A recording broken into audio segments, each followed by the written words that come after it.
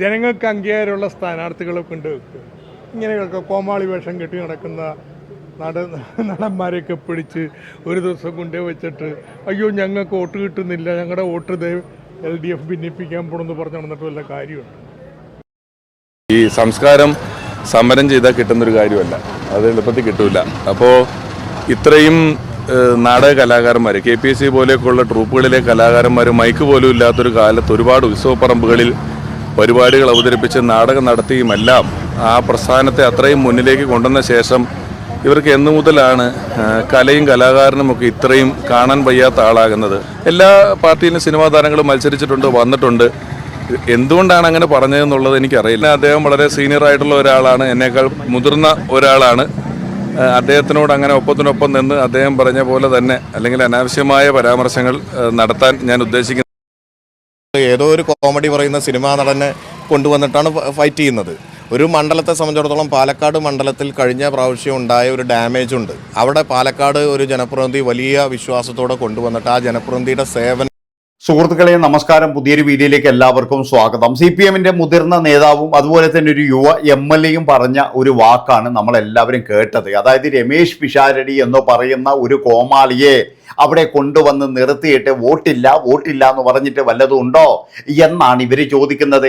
അവരെ കൊണ്ട് അങ്ങനെ ചോദിപ്പിക്കാനുണ്ടായ സാഹചര്യം എന്താണെന്ന് വെച്ച് കഴിഞ്ഞാൽ, ഇപ്പോൾ 2-3 ദിവസമായിട്ട് കോൺഗ്രസ് നേതാക്കൾ എല്ലാവരും പറയുന്ന ഒരു കാര്യമുണ്ട്. BJP CPM ഡീലാണ് അവിടെ നടക്കുന്നത്, അവിടെ വേറൊരു ദുർബലനായ സ്ഥാനാർത്ഥിയാണ് നിർത്തിച്ചത് എന്ന് കോൺഗ്രസ്സുകാർ ആരോപിക്കുമ്പോൾ നേരെ CPM-കാർ എന്ന് പറയുകയാണ്, അവിടെ നിങ്ങൾ നിർത്തിച്ചത് ഒരു കോമാളിയല്ലേ നിർത്തിച്ചത് എന്നാണ് CPM-കാർ പറയുന്നത്. അതായത് രണ്ടുപേരും പറയുന്നത് അങ്ങോട്ടും ഇങ്ങോട്ടും ഇത് തന്നെയാണ്. ഒരാൾ പറയുന്നത് ഡീലാണ്, ഡീലിന് വേണ്ടിയിട്ടാണ് അവിടെ ആരും അറിയാത്ത ഒരു സ്ഥാനാർത്ഥിയെ കൊണ്ട് നിർത്തിയത്. മറ്റൊരാൾ പറയുന്നത് അവിടെ കോമാളിയെ കൊണ്ട് നിർത്തിയത് BJPക്ക് ജയിക്കാൻ വേണ്ടിയിട്ടാണെന്ന്. ഇതിലെ പെട്ടുപോകുന്നത് ആരറിയാം? സാധാരണക്കാരായ ജനങ്ങളാണ്. എൻ്റെ പൊന്നു മക്കൾ, നിങ്ങൾ ആരോ ജയിച്ചോ, ഇഷ്ടമില്ല, ആര് വേണമെങ്കിലും വോട്ട് ചെയ്തോ. പക്ഷേ ഈ ഡീല് ഗീല് എന്നൊന്നും പറഞ്ഞൊന്നും നമുക്കറിയില്ല കേട്ടോ. എന്താണ് ഈ ഡീല്? അതിന് ആരെങ്കിലും ഇത്രയും വർഷമായിട്ട് ഞാനൊക്കെ വോട്ട് ചെയ്യുന്നുണ്ടെങ്കിലും എന്നോടൊന്നും വന്നിട്ട് ഒരാളും പറയില്ല അതിന് വോട്ട് ചെയ്തിട്ട് ഇല്ലെങ്കിൽ നിന്റെ സൂക്കേട് മാറ്റുന്ന എന്നോടാരും പറയില്ല. നമ്മൾ പോളിംഗ് ബൂത്ത് കയറി കഴിഞ്ഞാൽ നമ്മൾ ഇഷ്ടമുള്ള പാർട്ടിക്കോ നമ്മൾ ഇഷ്ടമുള്ള ആൾക്കോ വോട്ട് ചെയ്തിട്ട് വരും. എല്ലാവർക്കും എന്ന് പറഞ്ഞാൽ കൃത്യമായിട്ടുള്ള രാഷ്ട്രീയമുണ്ട്. രാഷ്ട്രീയമില്ലാത്തൊരു മനുഷ്യന്മാരില്ല. ഈ രാഷ്ട്രീയമുള്ള മനുഷ്യന്മാർ മുഴുവൻ താൻ ഇഷ്ടപ്പെടുന്ന ആൾക്കാർക്ക് വോട്ട് ചെയ്യണം എന്നുമില്ല. അവരൊക്കെ എന്ന് പറഞ്ഞു കഴിഞ്ഞാൽ ചിലപ്പോൾ അവർക്ക് എന്നാ പിന്നൊന്ന് മാറ്റി കുത്തിക്കളയാം അങ്ങനെ ചിന്തിക്കുന്നവരുണ്ട്.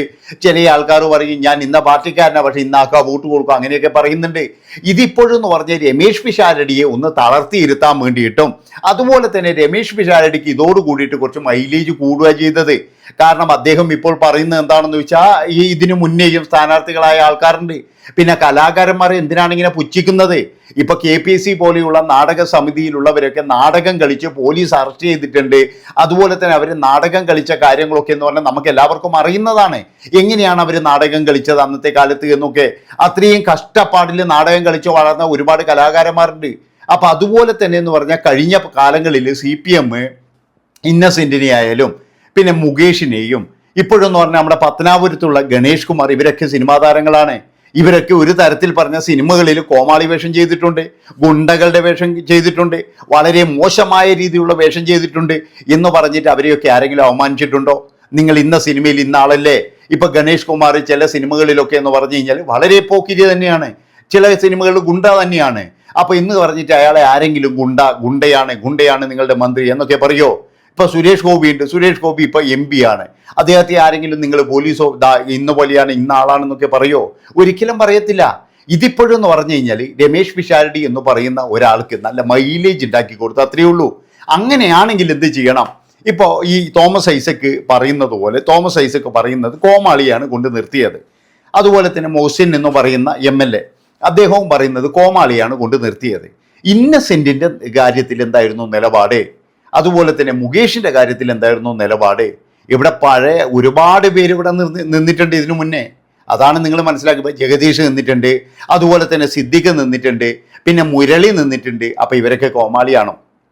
അല്ല ഇവരൊക്കെ ഗുണ്ടകളാണോ? ഒരിക്കലുമല്ല. ഇപ്പൊ രമേശ് പിഷാരടി നിന്നിട്ടില്ല പോലും. ആർക്കും നഷ്ടമുണ്ടോ? ഒരാൾക്കും ഇല്ല. വേണമെങ്കിൽ നിൽക്കുക, ഇല്ലെങ്കിൽ നിൽക്കാണ്ടിരിക്കുക. പിന്നെ ഡീലാണ് കീലാണ് എന്നൊക്കെ പറഞ്ഞിട്ട് കോൺഗ്രസിന്റെ വക വേറിയും. എന്തിനാ അത് പറയുന്നത്? അതിന്റെ ആവശ്യം എന്താണ്? ഇനി അങ്ങനെ ഡീലുണ്ടെങ്കിൽ തന്നെ പൊതുജനമല്ലേ തീരുമാനിക്കേണ്ടത്? പൊതുജനമല്ലേ തീരുമാനിക്കേണ്ടത് ആർക്ക് വോട്ട് ചെയ്യണമെന്ന്? അതാണ് നിങ്ങൾ മനസ്സിലാക്കേണ്ടത്. ആർക്ക് വോട്ട് ചെയ്യണമെന്ന് പൊതുജനത്തിൻ്റെ ഇതാണ്. അവരെ തളർത്തുന്ന രീതിയിൽ എന്താണെന്ന് വെച്ച് കഴിഞ്ഞാൽ ഇതുപോലെ മറ്റേ ഒരു ഡീൽ ഇവരുടെ ഡീൽ ഇതൊക്കെ എന്ന് പറഞ്ഞ ഒരു ഉഡായിപ്പാണ് എൻ്റെ അഭിപ്രായത്തിന്. അതായത് ഇവരെല്ലാവരും കാണിക്കുന്ന ഒരു ഉഡായിപ്പാണ്. നമ്മൾ ഇതിലൊന്നും വീണു പോകരുത്.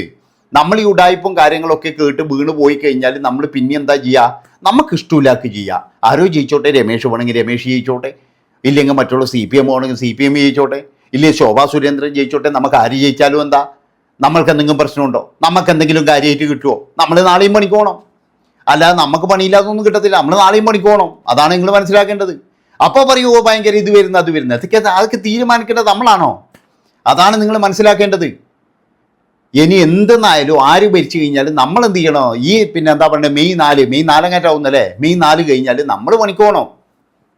അപ്പോൾ പണിക്ക് പോകാണ്ട് കൂടി ആരും ബായിലേക്ക് വിട്ടുതരത്തില്ല. രമേശ് പിഷാരടിയും തരില്ല, തോമസ് ഐസക്കും തരില്ല, അല്ലെങ്കിൽ മറ്റുള്ളവരും തരില്ല, രമേശ് ചെന്നിത്തലയും തരില്ല, വേറെ ആരും തരില്ല. നമ്മളെല്ലാവരും ജോലിക്ക് പോയി കഴിഞ്ഞാൽ നമുക്ക് ഇപ്പോൾ ഇതുണ്ടാകും. നമ്മൾ ഇതൊക്കെ കേട്ടിട്ട് നമ്മൾ വിചാരിക്കുക എന്നാ പിന്നെ ഇവൻ ജയിക്കണ്ട, മറ്റവൻ ജയിച്ചോട്ടെ. മറ്റവൻ ജയിച്ചു കഴിഞ്ഞാൽ എന്താ കിട്ടുക? ഒന്നും കിട്ടൂല. അതാണ് നിങ്ങൾ മനസ്സിലാക്കേണ്ടത്. അപ്പം ഇവരൊക്കെ എന്ന് പറഞ്ഞു കഴിഞ്ഞാൽ ഈ മൈക്ക് കാണുമ്പോൾ ഇപ്പോൾ അങ്ങോട്ടും ഇങ്ങോട്ടും എന്ന് പറഞ്ഞു കഴിഞ്ഞാൽ ആരോപണങ്ങൾ ഇങ്ങനെ എറിഞ്ഞു കളിക്കുക. എങ്ങനെ അവരെ തകർക്കാൻ പറ്റും? എങ്ങനെ ജനങ്ങളുടെ മനസ്സിൽ അവരെ മോശക്കാരാക്കാൻ പറ്റും? എങ്ങനെ കോമാളിയാക്കാൻ പറ്റും?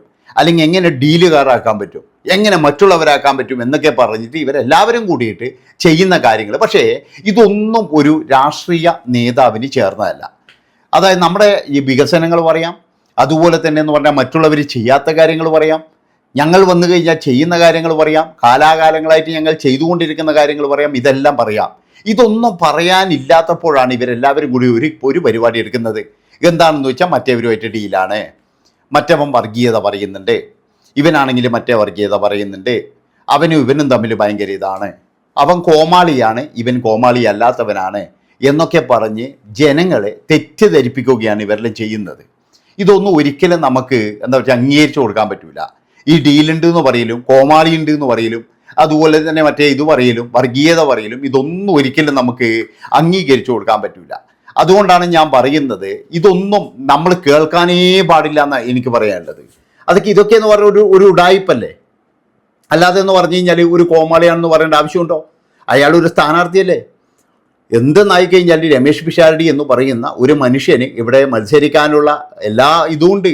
ഇവിടെ എത്ര ആൾക്കാർ മത്സരിക്കുന്നുണ്ട്.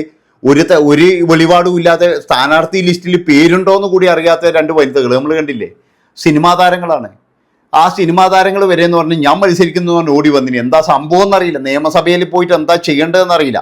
അല്ലെങ്കിൽ എന്താണ് നിയമസഭ, എത്ര നിയമസഭാ മണ്ഡലമുണ്ട് എന്ന് ചോദിച്ചു കഴിഞ്ഞാൽ പോലും അറിയാത്ത ആൾക്കാർ പോയിട്ടാണ് ഏതോ ഒരു വലിയ മുതലാളി പറഞ്ഞു നിങ്ങളൊന്ന് സ്ഥാനാർത്ഥിയായി നിന്ന് കഴിഞ്ഞാൽ എന്തെങ്കിലും ഒരു ശമ്പളം അങ്ങ് പ്രതീക്ഷിക്കാം എന്ന് പറഞ്ഞ പോലെ അവർ ഓടിച്ചാടി വന്നു. പിന്നെയാണ് അറിയുന്നത് എന്താണെന്ന് വെച്ചാൽ ഇതിന് പിന്നെ വോട്ടർ ലിസ്റ്റ് ഇത് പേര് വേണം. അതായത് ഇതുപോലും അറിയില്ല. വോട്ട് വരെ ചെയ്തിട്ടില്ല ഇതുവരെ വോട്ട് പോലും ചെയ്യാത്ത ആൾക്കാരാണ് ചില ആൾക്കാർ വന്നിട്ട് ഞാൻ സ്ഥാനാർത്ഥിയാണെന്ന് പറഞ്ഞ് നിൽക്കുന്നത്. അതുകൊണ്ടാണ് ഞാൻ പറയുന്നത് ഈ ചില ആൾക്കാരൊക്കെ എന്ന് പറഞ്ഞാൽ ഇവർ ചാക്കിട്ട് പിടിക്കാൻ വേണ്ടിയിട്ട് നോക്കുമ്പോൾ അവരുടെ യോഗ്യതയെ പറ്റിയോ അല്ലെങ്കിൽ അവരുടെ വിദ്യാഭ്യാസത്തെ അറിവിനെ പറ്റിയോ ഒന്നും നോക്കുന്നില്ല. അവരെല്ലാവരും രാഷ്ട്രീയ ബോധമുണ്ടോ അതുപോലും നോക്കുന്നില്ല. നമ്മൾ എത്ര നിയമസഭാ മണ്ഡലമുണ്ട് അല്ലെങ്കിൽ ഒരു പൗരന് മത്സരിക്കാൻ എന്തൊക്കെ വേണം ഇതുപോലും അറിയാത്ത ആൾക്കാരാണ് ഇവിടെ സ്ഥാനാർത്ഥിയെ കൊണ്ട് നിർത്തിക്കുന്നത്. നിങ്ങൾ ആലോചിച്ച് നോക്ക്. ഇതൊക്കെ ജനങ്ങളുടെ പേരിൽ ബാധ്യതയിടാനില്ല. എന്തോ ഭാഗ്യത്തിന് ഇപ്പോൾ ഒരു ബാധ്യത കുറഞ്ഞു കിട്ടിയിട്ടാ. അതായത് MP-മാരൊന്നും മത്സരിക്കേണ്ടെന്ന് ഹൈക്കമാൻഡിൻ്റെ ഉത്തരവുണ്ടായിരുന്നു. അതുകൊണ്ട് നമ്മൾ രക്ഷപ്പെട്ടു. ഇല്ലെങ്കിലും എന്ന് പറഞ്ഞു കഴിഞ്ഞാൽ ഇത് കഴിഞ്ഞാൽ അടുത്ത ഇലക്ഷൻ വേണം. ഈ ഇലക്ഷനൊക്കെ എന്ന് പറഞ്ഞാൽ നമ്മുടെ കയ്യിൽ നിന്നല്ലേ അങ്ങ് പോയിക്കൊണ്ടിരിക്കുന്നത്. ഇവർക്കാർക്കും എന്തൊക്കെ പ്രശ്നമുണ്ടാ? ഒരാൾക്കും ഒരു പ്രശ്നവുമില്ല. അതുകൊണ്ട് എനിക്ക് പറയാനുള്ളത് ഇമാതിരി തോന്നിവാസങ്ങളൊക്കെ ഇപ്പോൾ ഈ ഇലക്ഷൻ വരുമ്പോഴും വരും. അതായത് എല്ലാവരും എന്ന് പറഞ്ഞു കഴിഞ്ഞാൽ മറ്റുള്ളവരെ എങ്ങനെ അടിച്ചു താഴ്ത്താമെന്ന് മാത്രമാണ് നോക്കുന്നത്. പക്ഷേ വോട്ട് ചെയ്യുന്നവരെന്ത് ചെയ്യണം? വികസനം മാത്രമായിരിക്കണം. നന്ദി, നമസ്കാരം.